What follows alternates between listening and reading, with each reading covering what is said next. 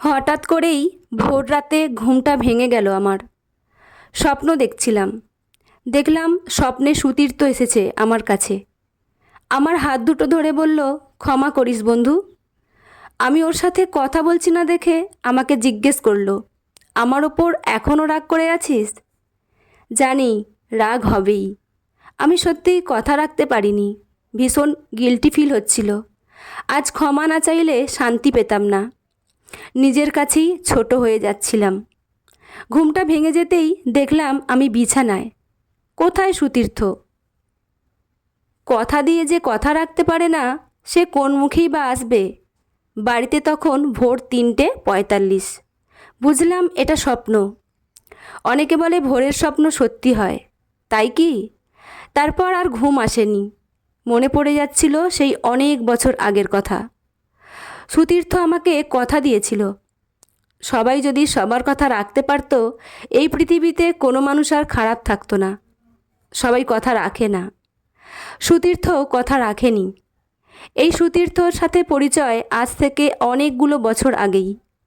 উচ্চ মাধ্যমিক পরীক্ষা দিতে গিয়েই পরিচয়। আমার পাশেই ওর সিট ছিল। দুজনের স্কুল আলাদা।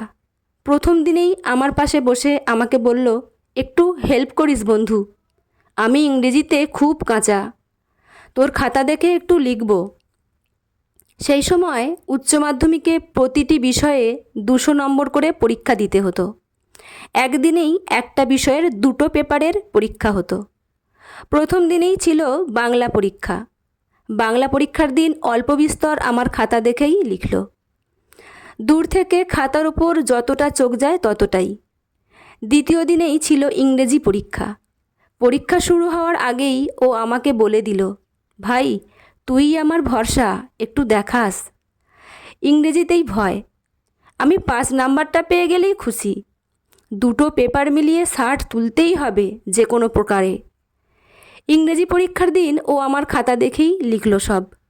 পরীক্ষার হলে যে স্যার গার্ড দিচ্ছিলেন বারবার ওকে বলছিল, তুমি সরে বসো। ও সরে বসলেও আমিও যেন ইচ্ছে করেই খাতাটা ওর দিকে সরিয়ে লিখছিলাম, যাতে ও দেখে লিখতে পারে। স্যার অবশ্য আমাকেও বলছিলেন, তুমি খাতা আড়াল করে লেখো। আমি জানি আমি আড়াল করলে ও আর লিখতে পারবে না, তাই ইচ্ছে করেই আমি আড়াল করিনি। 2টো পেপারই ও আমার খাতা দেখেই লিখেছিল। পরীক্ষার শেষে ও আমাকে জড়িয়ে ধরে বলেছিল, কেউ আটকাতে পারবে না, আমি পাশ করবই। তুই পাশে না থাকলে আমি ডাহা ফেল করতাম। সে সময়ে ওই পাস ফেলের একটা আতঙ্ক কাজ করত ছেলে মেয়েদের মধ্যে। উচ্চ মাধ্যমিকের ইংরেজিতে ওই 5 নম্বর 60 তুলতে পারাটাও খুব সহজ ছিল না অনেকের কাছে। সুতীর্থর সাথে তখন থেকেই বন্ধুত্ব হয়ে গেল আমার। বাংলা আর ইংরেজি পরীক্ষা ছাড়া আর অন্য বিষয়গুলোর পরীক্ষার সিট আমার পাশে পড়েনি। তবে 6 দিনের পরীক্ষায় সব দিনগুলোই ওর সাথে দেখা হয়েছিল, কথাও হয়েছিল অনেক। পরীক্ষার শেষ দিনে অনেক গল্প হয়েছিল। কোন কলেজে পড়ব, কী নিয়ে পড়ব, এই সব কথা। বাড়ির ঠিকানা একটা কাগজে লিখে দুজনেই দুজনকে দিয়েছিলাম। তখন তো আর মোবাইল ছিল না। ও আমাকে বলেছিল, তোর মতো বন্ধুকে কখনোই ভুলতে পারবো না, কারণ আমার পরীক্ষার মার্কশিটটা দেখলেই তোর কথাই মনে পড়বে। আমি জীবনেও ইংরেজিতে পাশ করতে পারতাম না। রেজাল্ট বের হলে তোকে আগে মিষ্টি খাওয়াবো, একই কলেজেই দুজনে ভর্তি হব, তখন তো রোজই দেখা হবে।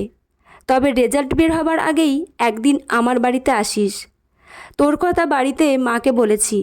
আমার মা বলেছে তোকে বাড়িতে নিয়ে যেতে। আমিও ওর হাতটা ধরে বলেছিলাম, আগে যেতে পারবো কি না জানি না, পরীক্ষার রেজাল্ট বের হবার পর তোর বাড়িতে যাবই।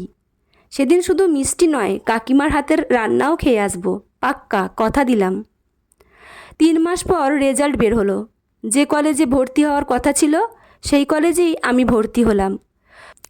সুতীর্থ কিন্তু ওই কলেজে ও ভর্তি হলো না। ক্লাস শুরু হয়ে যাওয়ার পর সুতীর্থকে যখন সত্যিই দেখতে পেলাম না, তখনই শিওর হয়ে গেলাম ও অন্য কলেজেই ভর্তি হয়েছে। যেভাবে আমার দেখে হুবহু লিখেছে, তাতে ফেল করার কথাই নয়। অথচ সুতীর্থ আমাকে কত কথাই বলেছিল, কত প্ল্যান, একটা কথাও রাখলো না। পাশ করার খবরটা অন্তত আমাকে দিতে পারতো একটিবার। বুঝেছিলাম মানুষ প্রয়োজনেই বন্ধুত্ব করে, দরকার ফুরিয়ে গেলে কেউ আর যোগাযোগ রাখতে চায় না। আমি সুতীর্থকে ভুলে যেতে চাইলাম, ওই রকম বন্ধুকে মনে রেখেই বা কী করব। ইতিমধ্যে 6 মাস কেটে গেছে। আমি বাংলা অনার্স নিয়ে ভর্তি হয়েছি। নতুন নতুন অনেক বন্ধু পেয়েছি, খুব ভালো সম্পর্কও হয়ে গেছে অনেকের সঙ্গেই। সুতীর্থর কথা মনে আসেই না। মাঝে মাঝে মনে পড়লে খারাপ লাগতো। কলেজে এসে যে কজন বন্ধু পেলাম তার মধ্যে একজন ছিল সুতীর্থ যে স্কুলে পড়তো, ও সেই স্কুলেই পড়তো। ওর নাম প্রাণেশ। প্রাণেশ তখন আমার খুব ভালো বন্ধু। আমি কখনোই প্রাণেশকে সুতীর্থর কথা জিজ্ঞেস করিনি। একটা খারাপ লাগা ছিলই, কারণ সুতীর্থ নিজে থেকেও আমার সাথে যোগাযোগ তো করেনি, তাই ওর স্বার্থপরতা আমি মানতে পারছিলাম না তখন। কলেজে এসে প্রাণেশকে পেয়ে মনে হলো সত্যিই ও একজন ভালো বন্ধু। যেমন বিনয়ী তেমন মিষ্টি ব্যবহার, ওর সাথে আমার অনেক মিল। একদিন একদিন কিছু নোটস জেরক্স করার জন্য একটা দোকানে গিয়েছি, আমি আর প্রাণেশ। জেরক্সের দোকানে তখন ভিড়, অনেকেই জেরক্স করার জন্য দাঁড়িয়ে আছে। আমরাও গিয়ে দাঁড়িয়েছি। একজন ভদ্রলোক তখন জেরক্সের দোকান থেকে জেরক্স করে বেরিয়ে যাচ্ছেন। প্রাণেশ ওই ভদ্রলোককে দেখেই বলল, কাকু আপনি কেমন আছেন? অনেক দিন পর দেখা, বলেই প্রণাম করে ফেলল। প্রাণেশ প্রণাম করতেই উনি বললেন, থাক বাবা, অনেক বড় হও, জীবনে মানুষের মতো মানুষ হও। অনেক দিন তো বাড়িতে যাওনি, আগে কত আসতে বলো তো। হ্যাঁ কাকু, নিশ্চয়ই যাব। কাকিমা কেমন আছে? তোমার কাকিমার শরীরটাই খারাপ, মাঝে মধ্যে তোমার কাকিমার জন্যই চিন্তাটা বেশি হয়। বাড়িতে এসো একদিন, কাকিমা খুশিই হবেন। কথাগুলো বলেই ভদ্রলোক বেরিয়ে গিয়েও দোকানে ঢুকে এসে প্রাণেশকে বললেন, একটা কাজ করে দেবে বাবা, তাহলে আর আমাকে কষ্ট করে এই রোদে আর যেতে হয় না। কথাটা বলেই একটু ইতস্তত করতে লাগলেন। প্রাণেশ বলল, নিশ্চয়ই কাকু, বলুন না কি করতে হবে। একটা কাগজ আমি দেব, ওই কাগজটা তোমাদের পাশেই বাড়ি, ওই ভদ্রলোককে একটু দিয়ে দিতে হবে। আমাকে দিয়ে দিন, আমি দিয়ে দেব। ভদ্রলোক তখন ব্যাগ থেকে জেরক্সের একটা কপি প্রাণেশের হাতে দিয়ে বেরিয়ে গেলেন। সেই মুহূর্তে প্রাণেশ জেরক্সের ওই কপিটা আমার হাতে দিয়ে বলল, তোর হাতে রাখ, পরে নিচ্ছি। ততক্ষণে আমাদের জেরক্সটা করিয়ে নিই। প্রাণেশ ভিতরে ঢুকলো জেরক্স করাতে, আমি বাইরে দাঁড়িয়ে রইলাম। তারপর কি যেন মনে হলো, আমার হাতে থাকা জেরক্স কপিটার ভাঁজটা খুলতেই আমার চোখ স্থির হয়ে গিয়েছিল। ভাবিনি এমন কিছু একটা দেখব। দেখলাম ওই জেরক্স কপিটা আসলে ডেথ সার্টিফিকেটের একটা কপি। নামটা ছিল সুতীর্থ বোস। ভীষণভাবে কাঁপছিলাম তখন, আর দেখতে পারিনি। প্রাণেশ জেরক্স করে বেরিয়ে আসতেই ওর হাতে কপিটা ধরিয়ে দিয়ে বললাম, রাখ তোর কাছে। প্রাণেশ বলল, ঠিক বলেছিস, বাড়িতে ঢোকার আগেই কাকুর এই কাগজটা করে দিতে হবে। আমি প্রাণেশের থেকে জানতে চাইনি কিছু, কিন্তু প্রাণেশ বলে যেতে লাগলো। বলল, ওই ভদ্রলোক আসলে আমার বন্ধু সুতীর্থর বাবা। সুতীর্থ খুব ভালো ছেলে ছিল, আমাদের সাথেই উচ্চ মাধ্যমিক পরীক্ষা দিয়েছিল ও। জানিস ওদের বাড়িতে কত যেতাম। কাকু কাকিমাও ভীষণ ভালো, খুব ভালোবাসতো আমাদের। এখন আর যেতে ইচ্ছে করে না। ওকেই ভগবান নিয়ে নিল।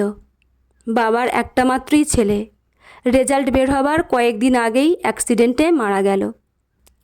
সাইকেলে করেই ফিরছিল, পিছন থেকে লরি এসে চাপা দিয়ে চলে গেল। এমনটা হবে কেউ ভাবতেই পারেনি।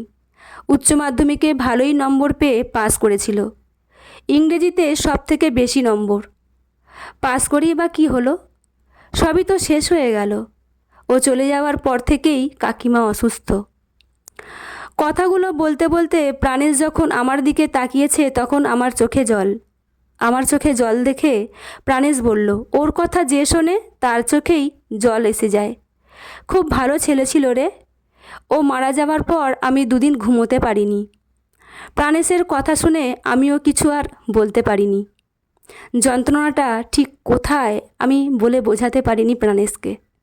সেদিন বাড়ি ফিরে আমিও কেঁদেছিলাম খুব। 2-3 দিন আমিও ঘুমোতে পারিনি। মনের মধ্যে একটা চাপা যন্ত্রণা দলা পাকিয়ে উঠছিল। না জেনে কত কী ধারণা করে বসে থাকি আমরা। সত্যিটা জানার পর একটা প্রকাশহীন যন্ত্রণা মনের মধ্যে রয়ে যায়। আমি সুতীর্থকে কথা দিয়েছিলাম, ওর বাড়িতে যাব, কাকিমার হাতের রান্না খেয়ে আসব। আমি কথা রাখতে পারিনি, আর সুতীর্থ কথা রাখেনি। ও না জানিয়েই দূরের কোনো অচেনা দেশে পাড়ি দিয়েছিল। অনেক কথাই দিয়েছিল, কথা রাখলো আর কোথায়। আজ এতগুলো বছর পর স্বপ্নে এসেছিল সুতীর্থ, শুধু দেখাই হলো। হতে পারে মাত্র 6 দিনের বন্ধুত্ব, তবুও মনের মধ্যে রয়ে গেছে সুতীর্থ। অনেকেই কথা দেয়, কেউ রাখে, কেউ ইচ্ছে করেই রাখে না, কেউ আবার কথা দিয়েও কথা রাখা হয়ে ওঠে না তার। সুতীর্থ কথা রাখতে পারেনি, আর আমিও পারিনি। কথা দেওয়ার মানুষটাই যখন জীবনে থাকে না, তখন কথা রাখাও হয়ে ওঠে না আর। আসলে কেউ কথা রাখে না। ভোর রাতেই কলম ধরলাম, তাই লিখতে লিখতেও চোখের কোণটা ভিজে যাচ্ছিল আবার। এতগুলো বছর পরেও ভীষণ রকম মনটাকে নাড়া দিয়ে গেল। লেখা শেষ করে ঘড়ির দিকে তাকালাম, চারিদিকে উষার আলো। ঘড়ির কাঁটা বলছে সময় তখন 5টা 38। গল্পটি এখানেই সমাপ্ত। গল্পটি কেমন লাগলো জানাতে ভুলবেন না। কলমে সরজিৎ ঘোষ, পাঠে আমি রিমি। দেখা হচ্ছে পরের গল্পে। ধন্যবাদ।